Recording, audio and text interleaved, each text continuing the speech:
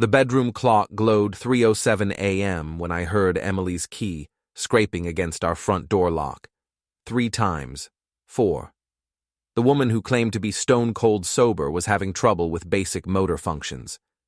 Before we dive deeper into this story, I have one small request. Please subscribe, drop a like, comment, and hit that hype button to boost this channel so more people can discover these incredible Reddit stories. I'd been lying awake for 2 hours, staring at the ceiling of our modest ranch house in Millfield, Maine.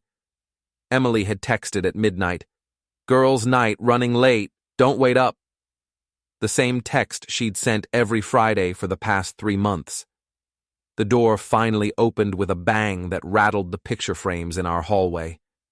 Emily's heels clicked unevenly across the hardwood floor, followed by the unmistakable sound of someone trying very hard to be quiet and failing spectacularly. I stayed in bed, listening. The refrigerator door opened and closed. Water ran in the kitchen sink.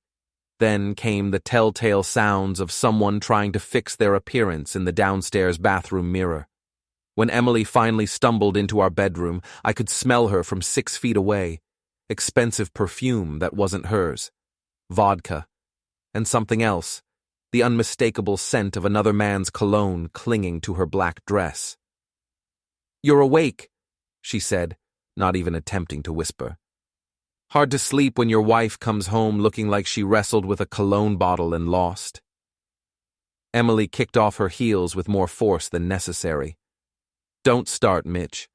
I'm not in the mood for your paranoid jealousy routine." I sat up and clicked on the bedside lamp. Emily's makeup was smudged around her eyes, her lipstick completely gone, and her hair looked like she'd been running her hands through it all night. Or someone else had. "Where were you really, Em?" She spun around, her eyes flashing with anger. "I told you. Girls' night. Cassie and Rhea and I went to that new club downtown." "Until 3 in the morning?" "I'm a grown woman, Mitch. Stop trying to control me." Those words hit me like a slap. Control her? I worked 50 hours a week as a contractor to pay for this house, her car, and her expensive taste in everything. I'd never once told her she couldn't go out with friends. But lately, girls' night had become a weekly occurrence, and Emily had become increasingly secretive about the details. I reached into the nightstand drawer and pulled out a manila envelope I'd been hoping I'd never have to use. "From now on, you're also single," I said, handing her the divorce papers my lawyer had prepared 3 weeks ago. "And homeless. I'm keeping the house." Emily's face went white. She grabbed the envelope with shaking hands, scanning the legal documents inside. "You can't be serious." "Dead serious. I had a lawyer look into Maine's divorce laws. Adultery affects asset division, especially when there's evidence." Her phone, which she'd carelessly tossed on the dresser, buzzed with an incoming text. The screen lit up with a preview. "Miss you already, beautiful. Can't wait for Thursday. LP." We both stared at the phone. Emily lunged for it, but I was faster. "Who's LP?" I asked, holding the phone out of her reach. "Give me that." "Logan Pierce," I said, reading the contact name. "Interesting. You never mentioned a Logan in your stories about girls' night." Emily's face crumpled. For a moment, I almost felt sorry for her. Almost. "You'll never prove anything," she said, but her voice had lost its defiant edge. I smiled and reached back into the nightstand drawer, pulling out a small digital camera. "Funny thing about our neighbor, Mr. Sweeney. He's an insomniac with a perfect view of our driveway. He's also been taking pictures of you getting dropped off by a silver BMW every Friday night for the past 2 months. Same BMW that's registered to one Logan Pierce of 47 Harbor Street, apartment 12B. Emily sank onto the edge of the bed, the fight going out of her completely. "How long have you known?" she whispered. "Long enough to get my ducks in a row. You want to be a grown woman? Congratulations. You get to be a grown woman with your own apartment, your own bills, and your own consequences." The next morning, Emily was gone before I woke up. She'd taken a suitcase and left the divorce papers on the kitchen counter with a note. "We need to talk. I'm staying at Cassie's." I poured myself coffee and called my best friend Ray, who worked as a bouncer at Murphy's bar downtown. If anyone knew the local gossip scene, it was Ray. "Mitch, buddy, what's up?" Ray's gravelly voice came through the phone. "I need a favor. You know anything about a guy named Logan Pierce? Drives a silver BMW, hangs out at that new club on Harbor Street?" Ray was quiet for a moment. "Logan Pierce? Yeah, I know him. Real piece of work. Thinks he's hot stuff because he made some money flipping houses. Why?" "He's been flipping my wife." "Ah, shit. Mitch, I'm sorry. You sure?" "Caught red-handed. Listen, I need to know more about this guy. His habits, where he goes, who he talks to." "I can do better than that. He comes into Murphy's sometimes, usually with different women. Brags about his conquests to anyone who'll listen. Real classy guy." "Perfect. I'll be by tonight."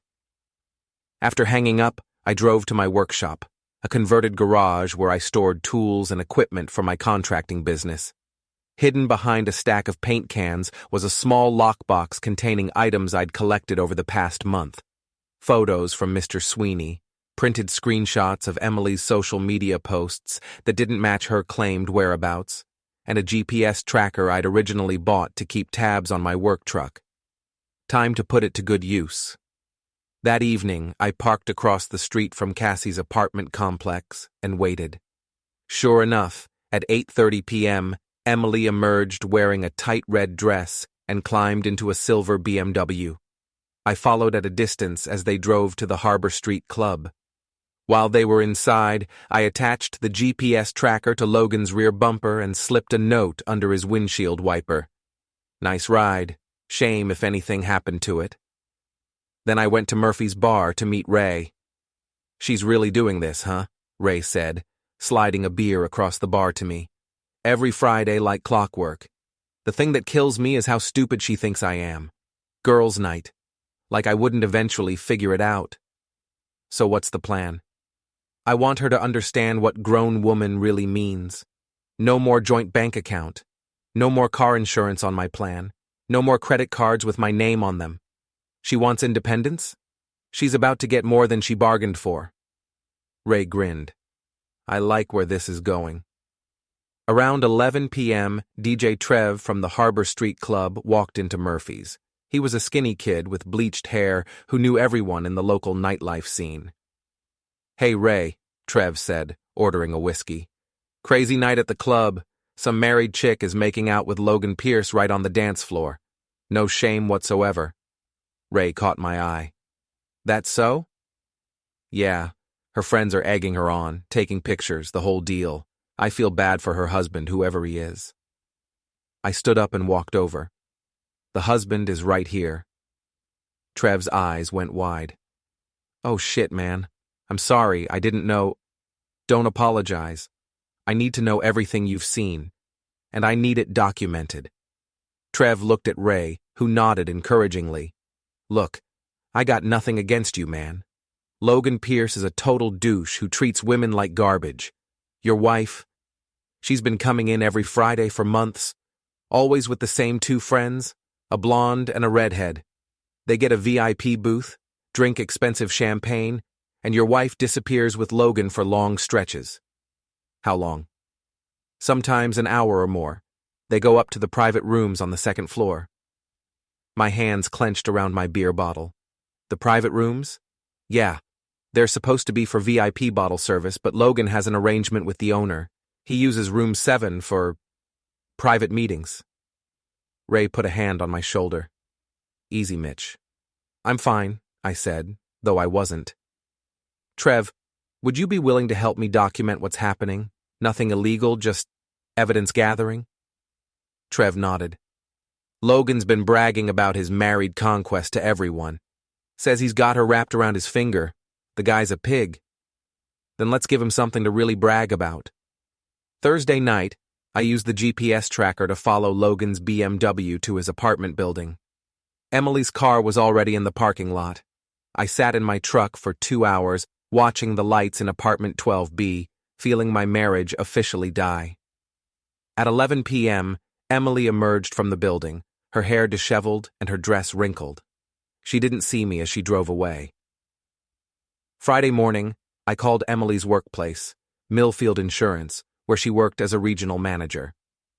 "Hi, this is Tom Bradley from the Harbor Street Athletic Club," I said, disguising my voice slightly. "I'm calling to verify Emily Harlan's corporate membership. She's been using our VIP facilities every Friday evening and charging it to her company account." "Hold on," the receptionist said. "Let me transfer you to HR." A stern-voiced woman picked up. "This is Ms. Klein in Human Resources. What's this about Emily Harlan?" I repeated my story, adding that the charges had been significant, and we wanted to confirm they were legitimate business expenses. "I'll look into this immediately," Ms. Klein said. "Thank you for calling." That evening, I arrived at Murphy's bar to find Ray setting up for what he called the main event. "Trev's got everything ready," Ray said. "Your wife and her friends just walked into the club. Logan's already there holding court in the VIP section." "Perfect. Let's go." We walked the 3 blocks to the Harbor Street Club. The music was pounding, the lights were flashing, and the place was packed with Friday night revelers. Trev met us at the door. "They're in VIP booth 3, he said. "Logan's been buying rounds all night, acting like he owns the place." I could see Emily from across the room. She was laughing at something Logan was saying, her hand resting on his thigh. Cassie and Rhea flanked them, both looking slightly uncomfortable with how public Emily was being. "Showtime," I said. I walked directly to their booth, Ray and Trev flanking me. The music was loud enough that I had to raise my voice to be heard. "Emily." She looked up, and the color drained from her face. "Mitch? What are you doing here?" "I came to meet your friend Logan." I extended my hand to the confused-looking man beside my wife. "I'm Mitch Harlan, Emily's husband." Logan's face went through several expressions in rapid succession: confusion, recognition, and finally panic. He started to stand, but Ray's large hand on his shoulder kept him seated. "Sit down, Logan. We're all friends here, right?" "Look, man, I don't want any trouble," Logan said. "No trouble at all," I replied. "I just wanted to thank you for showing me what kind of woman I married. Turns out she's exactly the kind who cheats on her husband every Friday night in VIP room 7. Emily's friends gasped. Other people in nearby booths were starting to stare. "Mitch, please," Emily said. "Not here." "Why not here? This is where you decided to destroy our marriage. Seems appropriate." I pulled out my phone and opened the GPS tracking app, showing Logan's movements for the past week. "Interesting how your car keeps showing up at my wife's workplace during lunch hours, and at my house when I'm not there." Logan stood up abruptly, knocking over his drink. "I'm out of here." "Sit down," Ray said, his bouncer voice cutting through the music. "We're not done talking." "You can't keep me here." "You're right," I said. "But I can make sure everyone in this club knows exactly what kind of man you are." I nodded to Trev, who had been recording everything on his phone. Within seconds, he'd uploaded the video to the club's social media accounts with the caption, "Local cheater Logan Pierce caught red-handed with married woman." Emily tried to slap me, but I caught her wrist. "That's the last time you'll ever try to hit me," I said quietly. "From now on, you're on your own." Logan bolted for the exit, pushing through the crowd. In his panic, he slipped on a spilled drink and crashed into a table full of empty bottles, creating a spectacular scene that had the entire club's attention. Emily was left alone in the booth as Cassie and Rhea quickly distanced themselves from the drama. "This isn't over," Emily said. "You're right," I replied. "It's just beginning." Monday morning brought the consequences Emily hadn't anticipated. Ms. Klein from HR called her into a meeting about irregularities in expense reporting and time management. By noon, Emily had been terminated for misconduct. She called me, screaming, "You got me fired! You vindictive bastard!" "I didn't get you fired," I said calmly. "You got yourself fired by using company time and resources for your affair. I just made sure the right people knew about it." "I'll sue you for harassment." With what money? Your lawyer will need a retainer, and your bank accounts were frozen this morning pending the divorce proceedings. The silence on the other end was deafening. You can't do this to me. I'm not doing anything to you, Emily. These are just the natural consequences of your choices. You wanted to be a grown woman? Grown women pay their own bills. That evening, Logan's BMW was found in the club parking lot, with all 4 tires slashed and cheater keyed into the paint. I had nothing to do with it, but apparently Logan had made other enemies during his time as the town's resident Lothario. Ray called me with an update. Logan's skipping town. Apparently some of his other conquests found out about each other and decided to pool their resources for revenge. Your wife wasn't his only victim. What about Emily? Word is she's been blacklisted from every decent job in town. Turns out Ms. Klein has friends at other insurance companies. She's not finding work around here anytime soon.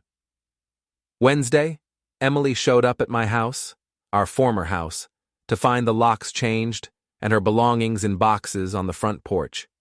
You can't just throw me out, she screamed from the driveway. Mr. Sweeney appeared at his window, camera in hand. Should I call the police about the trespassing, Mitch? Not yet, I called back. Give her 5 minutes to collect her things. Emily's face was red with rage and humiliation. Everyone in this town is talking about me.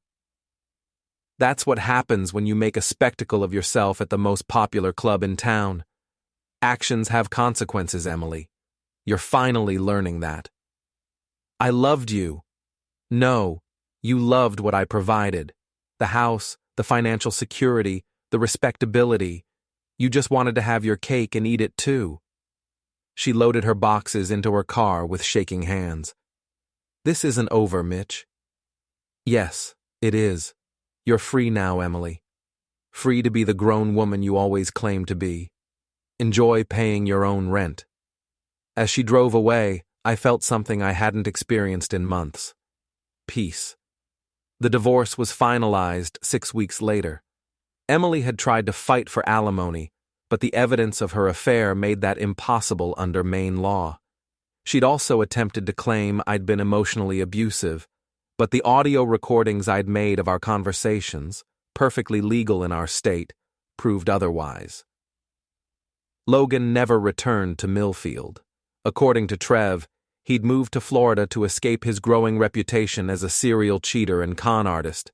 Emily found work at a call center in the next town over, making 1/3 of her previous salary. Cassie and Rhea had completely cut ties with her after the club incident went viral on social media. 6 months after that night at the club, I was having a beer at Murphy's when Trev approached me. Hey Mitch, thought you should know, Emily was at the club last night. Oh yeah? Yeah, but it wasn't pretty. She was drunk, crying, trying to get guys to buy her drinks. Nobody wanted anything to do with her. Word gets around in a town this size. I nodded but didn't respond. I'd moved on.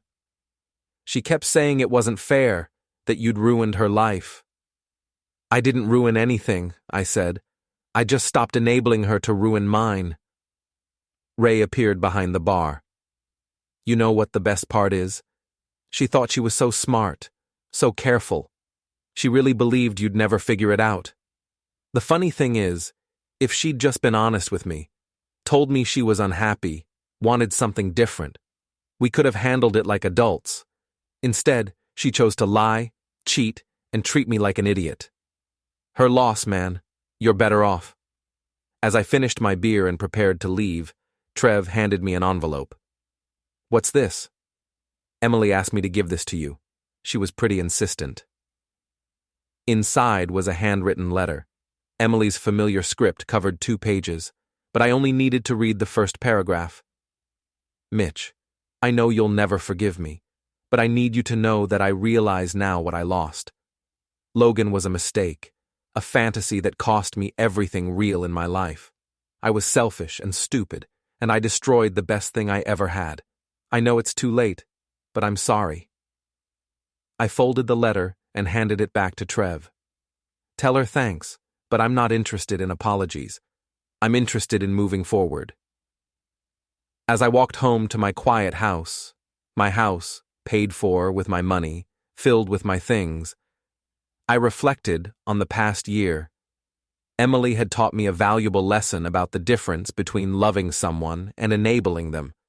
She'd wanted to be a grown woman, free from my controlling influence. Now she was exactly that. A grown woman facing the consequences of her choices with no one to blame but herself. The club was closed. So was her free ride, and I'd never been happier.